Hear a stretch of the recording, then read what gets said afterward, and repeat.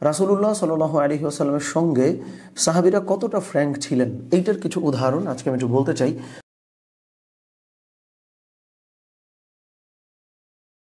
তাতে করে আমরা এইটুকু বুঝতে পারবো যে বড়দের আচরণ এক্স্যাক্টলি কেমন হওয়া উচিত, বা রাসূল সাল্লাল্লাহু আলাইহি ওয়াসাল্লামের আসলে কেমন ছিল। যেমন একবার এক লোক এসে রাসূলুল্লাহ সাল্লাল্লাহু আলাইহি ওয়াসাল্লামকে বলতেছে যে, ইয়া রাসূলুল্লাহ, আমার জিনা করতে ইচ্ছা হয়। একদম এভাবেই যে, ইয়া রাসূলুল্লাহ, আমার জিনা করতে ইচ্ছা হয়। তো রাসূলুল্লাহ সাল্লাল্লাহু আলাইহি ওয়াসাল্লাম তখন তাকে বেশ কিছু উদাহরণ দিলেন যে, ধরো তোমার মায়ের সঙ্গে যদি কেউ এই কাজটা করতে চায়, তুমি কি রাজি হবা? সে বললো, না, আমি তো তাকে মেরেই ফেলবো। বললো যে, তাহলে তোমার বোনের সঙ্গে যদি হয় তাহলে কি তুমি রাজি হবা? বললো না।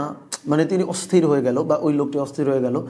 তখন রাসূলুল্লাহ সাল্লাল্লাহু আলাইহি ওয়াসাল্লাম বললেন যে, তুমি যার সঙ্গে এই কাজটা করতে চাও সেও কারোর তো মা, তাই না? সে কারোর মা, কারোর বোন।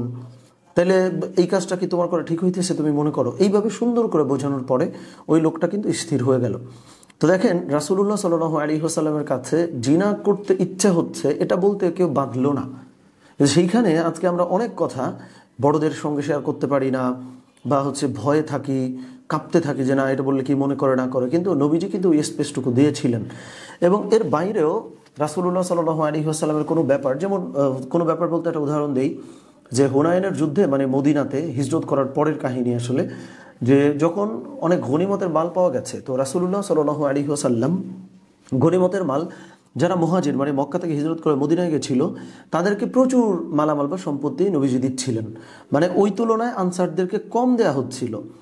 তো সাহাবীরা একটু মনক্ষুণ্ণ হচ্ছেন, বা আনসাররা মানে মদিনায় অবস্থানরত আনসাররা, যে মুহাজিরদেরকে, মানে যারা মক্কা থেকে এসছে আমাদের মদিনায়, তাদের তো এত হেল্প করলাম, আজকে নবীজি গনিমতের মাল পাওয়ার পরেও আমাদেরকে কম দিল, সে ওদেরকেই বেশি দিতেছে।